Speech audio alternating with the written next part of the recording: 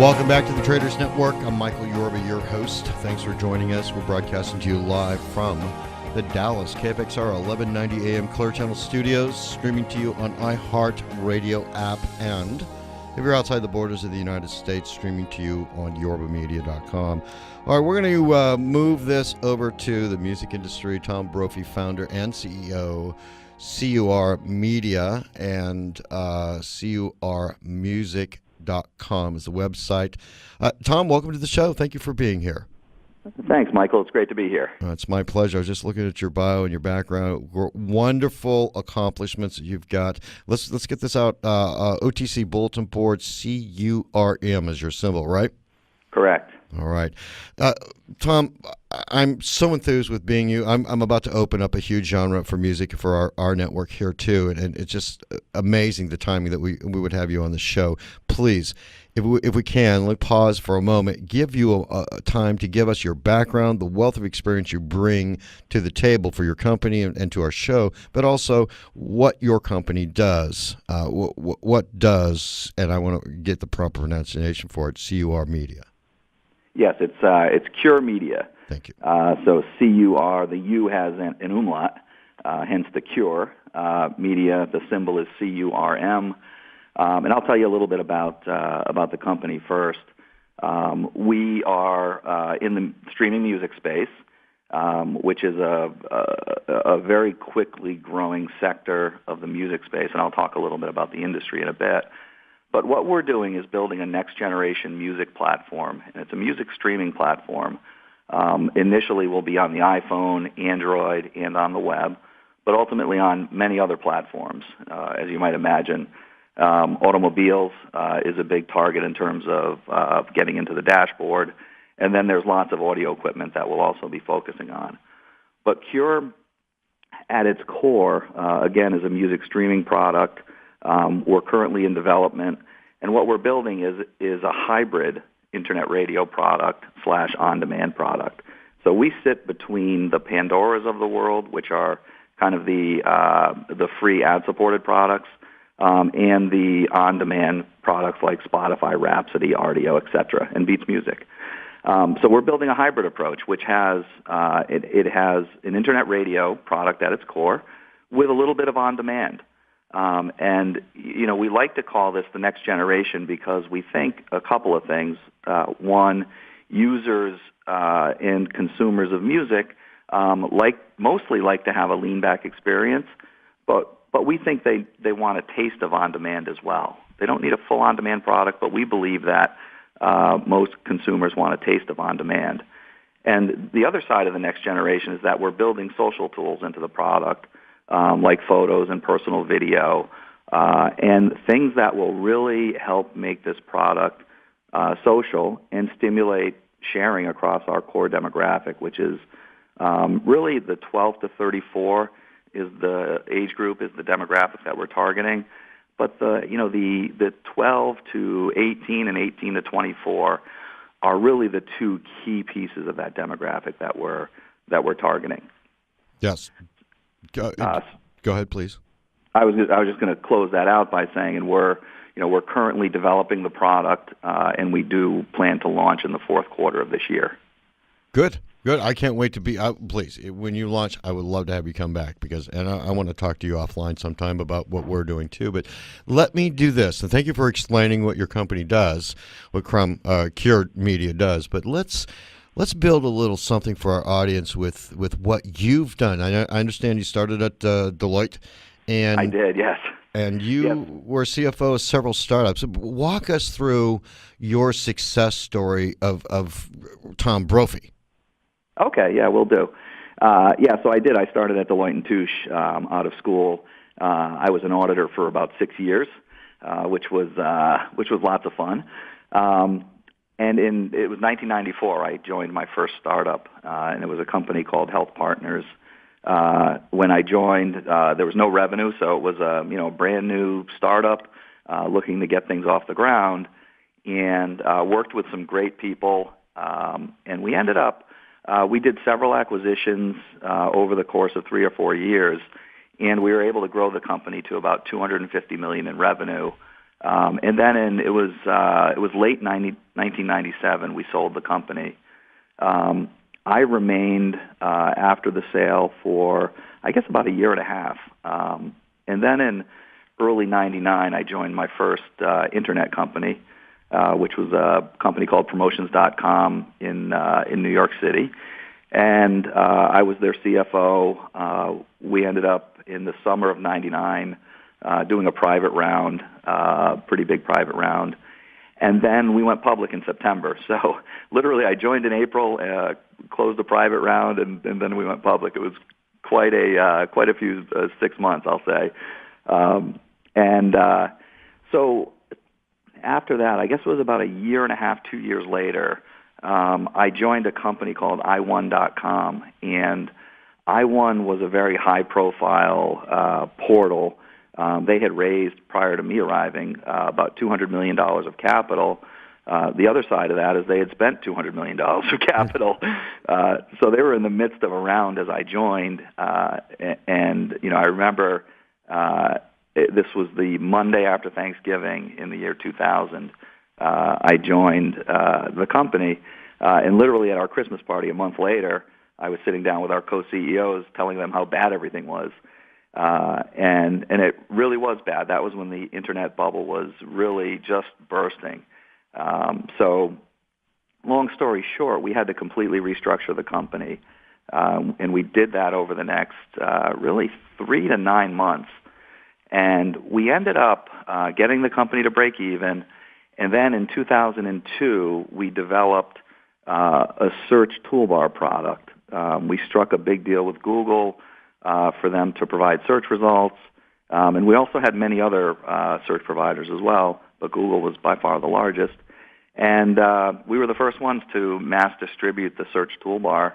And we were also the first ones to mass distribute smiley emoticons. And they spread like wildfire. People started including smileys in their emails. And we like to joke around that we had a group in our basement, actually, in the office, who all they did all day long was design smileys. It was pretty cool to watch. But anyways, within a very short period of time, so 18 months or so, we grew the company to $150 million in revenue and $50 million in EBITDA. And that was about the time when Ask Jeeves bought the company. And then subsequently Ask was bought by Interactive, and those assets actually still reside in Barry Diller's company, Interactive Corp. So that was an interesting opportunity, particularly the way it played out. I mean, we were almost out of business, and then we turned it around and made it into a great success. And I did a few things after that, but and then I ended up in the here in the music space, and I'll tell you a little bit about that, I guess. Someone I knew, an affiliate, approached me to invest in a music idea that he had. So I helped him with strategy, and ultimately we ended up becoming partners. And the first thing that we built, we did a pretty quick test and decided, you know what, it's just not a mass market product. The world was moving towards streaming music. And we decided to build a company called, or a product called Ratataz, which was a DMCA-compliant streaming music product similar to Pandora. And we launched it in beta in 2012, and then quickly, improved it, several different iterations. And we saw the way this space was evolving and decided to continue with Ratataz for a while, but we were also thinking about the bigger opportunity in the space. And the bigger opportunity is what we're doing right now, which is Cure Media. And Cure is going after the subscription market in the on-demand / hybrid internet radio streaming space. So I'll stop right there and let you jump in. I've been talking for a little bit here. No, I appreciate that. Let's do this. We've got about a minute left in this segment. When we come back after the break, I'd like to get your expertise of the current state of the music industry and how Cure fits into the music space. All right? Sounds great. All right, we'll be right back with Tom Brophy, founder, CEO, Cure Media, symbol CURM, OTC Bulletin Board, and special thanks to Monk Media and 1-800 Public Relations for all their PR and media support. We'll be right back with Tom Brophy. Welcome back to the Traders Network. I'm Michael Yorba, your host. Thanks for joining us. Broadcasting to you live from the Dallas KFXR 1190 AM Clear Channel Studios. Streaming to you on iHeart app, and if you're outside the borders of the United States, you can pick us up on yorbamedia.com. I'm joined on our show this morning with Michael Pruitt, CEO. I made a mistake. Pardon me. Tom Brophy, CEO, Cure Media. Symbol on that is CURM. Tom, you are without a doubt an industry leader in the music business. You're an innovator in technology, in delivery systems. And obviously the right guy to ask for the current state of the music industry. And then I would, if we could, because I know you've got something that you're going to launch here in about the fourth quarter, how does Cure fit into the music space? If you could walk us through that, I'd really appreciate it. Great. Sure. So as I mentioned before, we look at the streaming space. And by the way, streaming is really emerging in the two things that have been carrying the industry for a while, the sale of CDs and the sale of downloads, so song downloads and album downloads, they're both declining. And CDs, I think you could probably say sales are plummeting. Right. Sales of downloads, song downloads, they declined in 2013 from 2012, and then in the first quarter they were down 13%. So they're really starting to decline, and the decline is accelerating. So we believe that the world is moving towards streaming music or music access, where you can access your music from the cloud anywhere on any device. So, in the streaming space, there are really two sectors. One is the free ad-supported side with companies like Pandora, iHeart, and iTunes rolled out iRadio a while ago. So those are really the three prominent companies on that side of the spectrum. And if anyone's used those products, you realize that they're a bit restrictive in that you can't see what's coming, so you can't really see the playlist. You can only skip a certain number of times, and you can't go back and replay a song that you just heard. Exactly. So the reason those products are restricted is they have to comply with the DMCA, the Digital Millennium Copyright Act, in order to get a favorable rate structure. So the rates are actually statutory rates, and as large as Pandora is, so they have 76 million monthly unique users, they literally don't generate a whole lot of revenue for the music industry. When I say the industry, I mean generally for the labels and the artists and songwriters and so forth. So it's surprising, as large as they are, they have a quarter of the U.S. population on board, but not generating a whole lot of revenue because of that statutory rate structure. On the other side of the spectrum, we have the full on-demand products like Spotify, Rhapsody, Beats Music came out earlier this year and has been in the news quite a bit. And those products are typically $10 per month for full on-demand. You can listen to generally anything you want, anytime, as many times as you want. All great products, but the issue that we see with the model is that you're asking consumers to pay $120 per year when the average consumer spends around $20, $24 per year on recorded music. So we think by definition that's a niche business going after a very small percentage of the population. And that's where we come in with our hybrid model. We believe that the mass market resides somewhere in the middle there, and consumers crave a lean-back experience with, like I said before, a taste of on-demand. And the other interesting thing about the space, and which is kind of validation of the momentum that this sector has, Pandora is really the only pure-play public company in this space. Their value has fluctuated between $4 and $6 billion, or $4 and $7 billion over the last several months. So there's a lot of value there. And then Spotify on the on-demand side is their most recent private round was at a $4 billion valuation, and word is that they're planning to go public. So, Cure Media, CURM, is really the only other pure play public company in this space. So, how do you see you competing with your competition? I mean, you have new products. You think it's going to give you bigger market share and more innovative leads. Bring that out. Yeah, so we're doing some innovative things with the product, and we believe that this hybrid model is very appealing. We've done a lot of research actually, and learned. We're thinking about it from a consumer experience. So let's put a product forward that has the best consumer experience that it could possibly have, and features and functionality that consumers want. And that's really what we're focused on. We researched it. That's the way we're designing it. We're also designing it with simplicity in mind to create a successful product like this. It's got to be simple. It's got to be intuitive, immersive. Users need to come in and understand how to use it. And, our application is going to be all about taps and swipes and voice. So, not really pressing buttons, just swiping, using gestures to move the screen. So, we're creating an innovative product with social tools that this generation craves.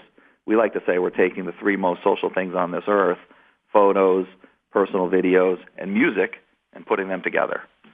So that's a little bit about how we plan to enter this market. Is there anybody else trying this?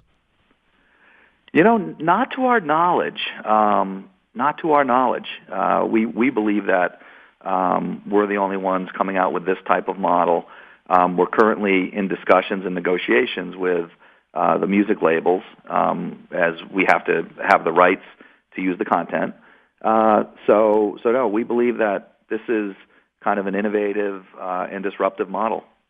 Believe me, many accolades for being first to market with that. Let me steer it just a little bit because I'm looking at John Lack and Bob Jameson. You brought those two. John Lack created MTV, for those of you who don't know, and was it Bob Jameson and is also on your board of directors. He ran RCA Records and signed Dave Matthews and many others. They're involved. They're on your board of directors. Bring that out for a minute. We've got about 4 minutes left in the interview. Okay. Yeah, I'm honored to be hanging out with such cool guys. Yeah, so I'll start with Bob because I've known Bob longer. I met Bob, I guess, about 3 years ago, and he's been an advisor to the company ever since. Really cool guy, nice guy. He's been in the music industry for 30 years. He, as head of RCA Records, by the way, he was responsible for the turnaround of RCA, and I believe there's a Harvard Business School case study on that. Real interesting guy. He signed Christina Aguilera, Dave Matthews, Kings of Leon, David Gray, Justin Timberlake back when he was with NSYNC. So just a very well-known and smart guy in the music business. So John Lack, John created lots of cool things. MTV, Nickelodeon, the movie channel, ESPN2 is on his resume. He was founding chairman of the V Foundation for Jim Valvano. So he's done a lot of cool things. And John is a very creative and a visionary. And we've worked closely together for the last year and a half, the three of us actually, on really honing this model and going after this major opportunity in the music space. And they were both instrumental in helping us get here. Actually, another cool guy that we just brought on, actually as an advisor for a little while, but likely we'll bring on full time at some point.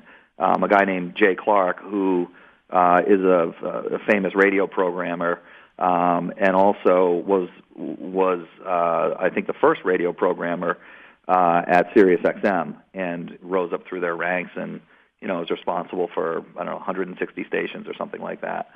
So we've got some deep industry talent on board here, which has been very, very helpful. Yes, a stellar team. We're down to our last minute in the interview, Tom. I've got to run, but please, is there anything that you'd like our audience to do as they experience what you've created in a more in-depth fashion? This is a space that is growing dramatically, and and again, we see a huge opportunity here as the world moves towards streaming music. All right, we've got to run. Tom, thank you so much. I want to have you come back so we can do a second part, and you can keep us abreast of what's happening in the music business. Great, thank you. Thank you. Tom Brophy, founder and CEO, Cure Media, curmusic.com, symbol CURM. And special thanks to Monk Media and 1-800-PublicRelations.com for all their PR and media support. Come back at 2 to 3. Listen to our market commentary. We're on again later on this afternoon. Thank you.